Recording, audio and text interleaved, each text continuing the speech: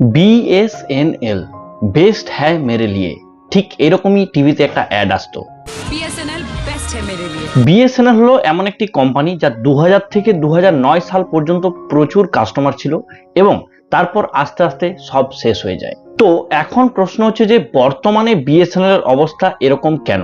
Jio, Airtel এবং আরো যে অন্যান্য প্রাইভেট নেটওয়ার্কিং কোম্পানিগুলো আছে, এরা রিচার্জ বাড়ালেই তখন মানুষের মধ্যে একটা হাইপ ক্রিয়েট হয় এবং তারপর আস্তে আস্তে মানুষের মধ্যেই সেই হাইপটা মিলিয়ে যায়। এর পেছনে আসল কারণ কি?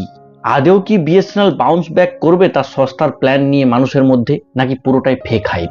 জানবো আজকের এই ভিডিওতে।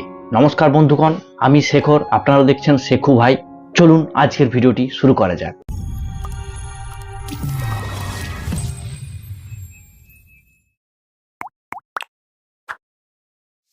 যারা BSNL সম্বন্ধে পুরোপুরি জানেন না তাদের উদ্দেশ্যে জানিয়ে রাখি, বর্তমান সময়ের অবস্থা অনুযায়ী BSNL কে বিচার করবেন না। দেশের প্রতিটি কোনায় BSNL ছড়িয়ে আছে এবং আমাদের দেশে আজও এমন অনেক জায়গা আছে যেখানে প্রাইভেট নেটওয়ার্ক কোম্পানির বিন্দুমাত্র চিহ্ন নেই, সেখানে BSNL আছে। এই বছর সবচেয়ে বেশি চর্চায় BSNL তখনই আসে যখন জিও, এয়ারটেল, VI তাদের রিচার্জ প্ল্যান বাড়িয়ে দেয়।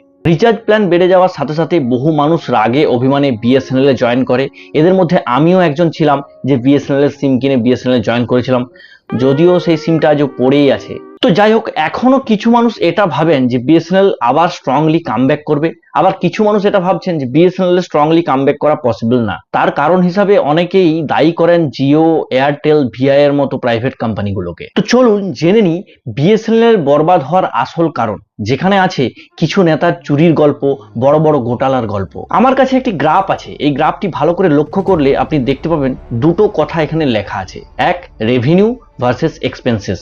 মানে সোজা কথায় যদি আপনাদেরকে বলি, রেভিনিউ মানে হচ্ছে আমি যদি কোনো ব্যবসা করি সেই ব্যবসা থেকে আমার কাছে কত টাকা আসছে, আর এক্সপেন্সেস মানে হচ্ছে সেই ব্যবসা করতে আমার কত টাকা খরচ হচ্ছে। তো এই গ্রাফে ব্লু লাইনটি হচ্ছে রেভিনিউ, মানে যে টাকাটা BSNL এর কাছে আসতো, আর রেড লাইন যেটা দেখতে পাচ্ছেন এটা হচ্ছে এক্সপেন্সেস, মানে BSNL এর এত বড় নেটওয়ার্কটাকে চালানোর জন্য যে টাকাটা খরচ হয়। আর এই গ্রাফটির নিচে যে লেখাগুলো দেখতে পাচ্ছেন F04, F05, এগুলো হচ্ছে ফাইন্যান্সিয়াল ইয়ার।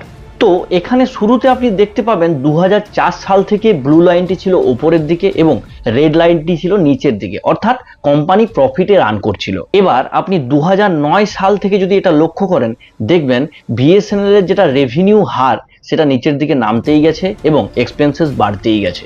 তার মানে সোজা কথায় 2009 সাল থেকে BSNL লাভের মুখ দেখতেই পায়নি। তো কি এমন হয়েছিল 2009 সালে যে তারপর থেকে BSNL আর মাথা তুলে দাঁড়াতেই পারেননি? এবার হয়তো আপনি বলবেন জিওর মতো কোম্পানি মার্কেটে এন্ট্রি করেছিল, তখন সব নেটওয়ার্ক কোম্পানির হাল খারাপ হয়েছিল, তার মধ্যে BSNLও একজন। কিন্তু জিও তো বাজারে এন্ট্রি নিয়েছিল 2016 সালে, তাহলে 2009 সালে কি এমন হয়েছিল যে BSNL তখন থেকে আর মাথা তুলে দাঁড়াতেই পারেনি? আসলে আমি যে সময়ের কথা বলছি সেই সময়ে মানুষের কাছে ইন্টারনেট এত বেশি অ্যাভেলেবেল ছিল না, তাই মানুষের কাছে এই সমস্ত ইনফরমেশন পৌঁছায়নি। আজ জিও, এয়ারটেল, VI এর মতো প্রাইভেট কোম্পানিগুলো তার রিচার্জ প্ল্যান বাড়িয়ে দিয়েছে বলে মানুষ BSNL এ সুইচ করার কথা বলছে এবং এটাকে সাপোর্ট করছে। আর যেহেতু BSNL এর সাথে সরকারের নাম যুক্ত আছে, অর্থাৎ BSNL একটা সরকারি কোম্পানি, তাই BSNL এর প্রতি মানুষের একটা আলাদা অ্যাটাচমেন্ট আছে। কিন্তু BSNL এর একটি ডার্ক স্টোরি আছে। ইন দ্য ইয়ার 2000 BSNL বাজারে নামে, তখন BSNL এর মানে ছিল ভারত সঞ্চার নিগম লিমিটেড। 2000 সালের সেপ্টেম্বর অক্টোবরের মাসে শুরু হয় BSNL under the department of telecommunication, যেটি ছিল under the department of ministry of communication. আর সেটা নিশ্চয়ই সরকার নিয়ন্ত্রণ করত, তাই BSNL সরকারি কোম্পানি বলে আমরা জানি। তো এই সময় প্রাইভেট কোম্পানির অত চলন ছিল না, তাই মানুষজন খুব তাড়াতাড়ি BSNL এ যুক্ত হতে থাকে এবং BSNL প্রফিটে চলতে থাকে। কোম্পানি শুরু হওয়ার ঠিক 4 বছর পর গল্প এসে দাঁড়ায় একজন মন্ত্রীর নামে, যার নাম ছিল দয়ানিধি মরান।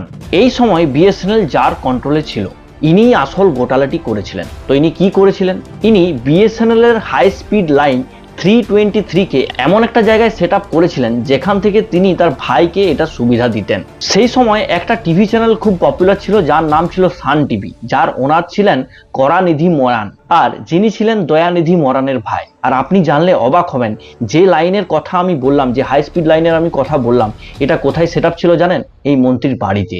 তো এই খবরটি যখন সামনে আসে তখন কি করা হয়, এনাকে মন্ত্রিত্ব থেকে হাঁটিয়ে দেওয়া হয় এবং ওই মন্ত্রীর চেয়ারে আরো একজনকে বসানো হয়। তো পরবর্তী মন্ত্রীমশাই যিনি ছিলেন তার নাম ছিল এ রাজা। ইনি 2007 সালে, এই ঘটনার 3 বছর পর 2G স্পেকট্রাম নিলাম শুরু হয়। এখন যেমন 3G 4G 5G চলছে, ঠিক সেই সময় 2G নেটওয়ার্ক শুরু হয়। 2G নেটওয়ার্ক চালাতে গেলে একটি স্পেকট্রাম সবাইকে কিনতে হতো এবং সেটা নিলাম হতো। সেই নিলামে ইনি এমন গোটালা করেন, এত টাকা দিয়ে এটা কিনেন এবং এটার পেছনে এত গোটালা ছিল যে বিএসএনএল এই নিলামের পর থেকে আর লাভের মুখ দেখতে পায়নি। তো এই জিনিসটা যখন মানুষের সামনে আসতে থাকে তখন অনেক ছোট ছোট নেটওয়ার্ক কোম্পানি বাজারে আসতে থাকে এবং বেশি বেশি করে অফার দিয়ে মানুষজনকে তাদের কাছে টানতে থাকে।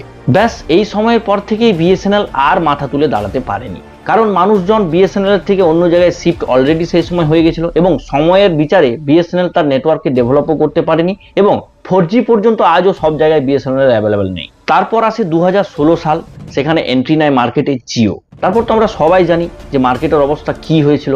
সমস্ত কোম্পানি, কিছু কিছু কোম্পানি তো আবার মার্জ হয়ে গিয়েছিল তাদের কোম্পানি চালানোর জন্য। আর সময়ের সাথে সাথে বিএসএনএল এর পরিষেবা আরো খারাপ থেকে খারাপতম হতে শুরু করেছিল।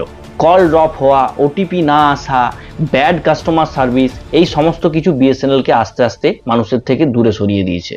আমার মনে আছে আমি বাড়িতে একটা বিএসএনএল এর ওয়াইফাই ইনস্টল করার জন্য তখনকার দিনে অ্যাপ্লাই করেছিলাম। সেটা লাগানোর জন্য যে কি ঝামেলা পোহাতে হয়েছিল সেটা আমি একমাত্র জানি। এমন ভাব দেখাবে তারা যেন আপনি টাকা দিয়ে সার্ভিস কিনছেন না, এমন ভাব যেন আপনি টাকা দিয়ে তাদের দয়া কিনছেন। তো এই সমস্ত কিছু প্রবলেম এক হয়ে যাওয়ার কারণে বর্তমানে বিএসএনএল এর এই অবস্থা। শুধুমাত্র প্রাইভেট কোম্পানিগুলো এরকম ভাবে গজিয়ে উঠেছে বলে বিএসএনএল এর বর্তমান অবস্থা কিন্তু এরকম নয়। কিন্তু বর্তমানে বিএসএনএল এর কাছে একটা সুযোগ আছে। ওই যে একটা কথা আছে না, পিকচার আভি বাকি হ্যায় মেরে দোস্ত। জিও, এয়ারটেল, ভিআই এর মতো কোম্পানিগুলো রিচার্জ প্ল্যান বাড়ানোর সাথে সাথে মানুষের মনে হিট করে যে বিএসএনএল কে আরো ফিরিয়ে আনতে হবে। বিশ্বাস করো, আমিও চাই বিএসএনএল তার সস্তা রিচার্জ প্ল্যান নিয়ে আরো মানুষের মধ্যে ফিরে আসুক, কিন্তু তার সাথে সাথে তাকে বেটার পরিষেবা, better customer service, better networking service, এই সমস্ত কিছু এক করলে তবেই বিএসএনএল বাজারে টিকতে পারবে। বর্তমানে বিএসএনএল তার 4G নেটওয়ার্কের উপর কাজ করছে এবং 5G টেস্টিং অলরেডি শুরু করে দিয়েছে। তাই মানুষের মনে একটা আশার আলো আরো হয়তো জেগে উঠেছে যে বিএসএনএল আরো বাউন্স ব্যাক করবে। আপনার কি মনে হয়, বিএসএনএল কি সত্যি বাউন্স ব্যাক করতে পারবে? অবশ্যই কমেন্ট বক্সে জানাবেন এবং এই ভিডিওটি ভালো লাগলে অবশ্যই চ্যানেলটিকে সাবস্ক্রাইব করে আমার পাশে থাকবে। তো ধন্যবাদ, দেখা হচ্ছে পরবর্তী কোনো ইন্টারেস্টিং টপিক নিয়ে। ততক্ষণ পর্যন্ত বাই।